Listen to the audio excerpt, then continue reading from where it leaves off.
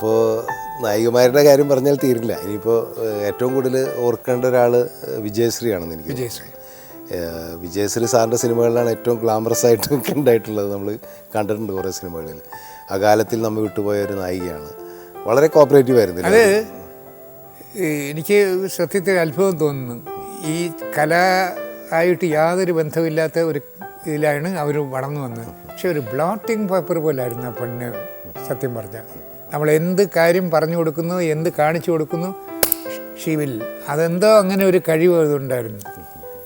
എൻ്റെ കൂടെ ആദ്യം വന്നത് രക്തപുഷ്പങ്ങൾ എന്ന് പറഞ്ഞ പടത്തിലാണ്, KP കൊട്ടാരക്കരയുടെ. She did wonderful. എല്ലാവരിലും കൗതുകം വളർത്തി ഒരു പൂ വിരിഞ്ഞ പോലെ വിരിഞ്ഞ് വന്നിട്ട് അത് അകാലത്ത് വാടിക്കൊഴിഞ്ഞു പോയൊരു അതാണ് അവരെപ്പറ്റി മുമ്പേക്ക് എനിക്ക് പറയാനുള്ളത്. അതുപോലെ വിധുബാല മാം അല്ലേ, ഇപ്പോൾ സാറിൻ്റെ കുറേ പടങ്ങളിൽ വന്നിട്ടുണ്ട്, അവരും അഭിനയിച്ചിട്ടുണ്ട്. എനിക്ക് തോന്നുന്നു പ്രവാഹം, സിന്ധു, ആ സൂര്യ പിക്ചേഴ്സിൻ്റെ ഇതിലാണ് ഞങ്ങൾ തമ്മിൽ ആദ്യമായിട്ട് കാണുന്നത്. വളരെ പക്വതയുള്ള ഒരു കൊച്ചു മാലാഖയെ പോലൊരു ഇത്, അതാണ് എന്നെ സംബന്ധിച്ചിടത്തോളം അവരെ സംബന്ധിച്ചുള്ള ചിത്രം. മനസ്സിലായോ? വിഷുക്കണി സാറിൻ്റെ പടമല്ലേ? അതെ, അതിലുണ്ടല്ലേ? അത് വിഷുക്കണിയാണ് അവരുടെ ഏറ്റവും നല്ല പെർഫോമൻസ് ഇത് വന്നത്. വളരെ ചുരുക്കം കുറേ പടങ്ങളിൽ പിന്നെ എൻ്റെ കൂടെ ഉണ്ടായിട്ടുള്ളൂ. പക്ഷേ വളരെ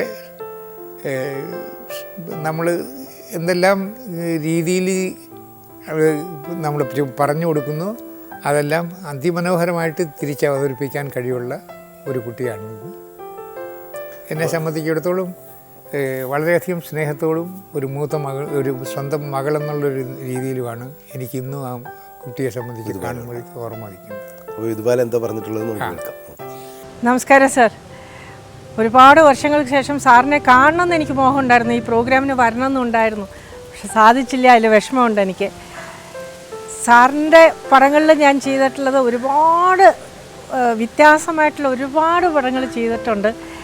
എനിക്ക് ഏറ്റവും ഇഷ്ടം സാറിൻ്റെ ഒരു ക്വാളിറ്റി എന്ന് പറയുന്നത്, അന്നത്തെ കാലത്ത് പ്രൊഡ്യൂസേഴ്സിന് വളരെ പരിമിതമായിട്ടുള്ള ഒരു ബഡ്ജറ്റിലാണ് ഈ പടങ്ങൾ എടുക്കുക. എന്തെങ്കിലും ഒരു സെറ്റിൽ വന്നിട്ട് സാറ് വിചാരിച്ചതുപോലത്തെ ഒരു സാഹചര്യം ഇല്ലെങ്കിൽ അതിനെ പ്രൊഡ്യൂസർക്ക് ആനുകൂല്യമാക്കി ആ സീനിനെ മാറ്റി, ആ സീനിൻ്റെ ഭംഗി പോവാതെ, ആ കഥയുടെ രൂപം മാറാതെ, അതിൻ്റെ ആ ഒരു ഇഫക്റ്റ് മാറാത്ത വിധത്തിൽ, എന്നാൽ പ്രൊഡ്യൂസർക്കും കൂടി ഫോർ എക്സാമ്പിൾ എനിക്ക് ഓർമ്മയുണ്ട്, ഒരു പടത്തിന് വേണ്ടിയിട്ട് കല്യാണ സീനിൽ കൊണ്ടുവന്ന് തന്ന സാരി വെറും ഒരു കോട്ടൺ സാരിയായിരുന്നു. ഒരു കോടീശ്വരൻ്റെ മകളുടെ കല്യാണത്തിന് കൊണ്ടുവന്ന് തരുന്ന ഒരു സാരി ആയിരുന്നില്ല. പക്ഷെ സാറ് അതിനെ പറഞ്ഞ് എൻ്റെ അടുത്ത് വന്നിട്ട് പറഞ്ഞു, സാറ് ഇത് ഒരു സാരി വീട്ടിൽ നിന്ന് ഇപ്പോൾ പെട്ടെന്ന് എടുപ്പിക്കാൻ പറ്റുമോ ചോദിച്ചു. ഞാൻ വേഗം ഡ്രൈവറെ അയച്ചൊരു സാരി എടുപ്പിക്കലും ജ്വൽസൊക്കെ അതിനൊക്കെ അഡ്ജസ്റ്റ് ചെയ്ത് അങ്ങനെയൊക്കെ വെച്ചാൽ അത്രയും എല്ലാവരെക്കുറിച്ചും കൺസിഡറേഷനുള്ള ഒരു വ്യക്തിയാണ്. അത് എന്നെ വരാതെ ഞാൻ താങ്കളിൽ നിന്നും പഠിച്ചെടുത്തൊരു പാഠമാണ്. എങ്ങനെ എല്ലാവരുമായിട്ട് സഹകരിച്ചു പോകണം, എല്ലാവരുടെയും വിഷമങ്ങൾ മനസ്സിലാക്കണം, അത് നമ്മളെങ്ങനെ നമ്മളുടെ പ്രൊഫഷനിൽ അതൊക്കെ അഡോപ്റ്റ് ചെയ്യണം എന്നുള്ളത് ഞാൻ സാറിൽ നിന്നും പഠിച്ചെടുത്ത ഒരു പാഠമാണ്.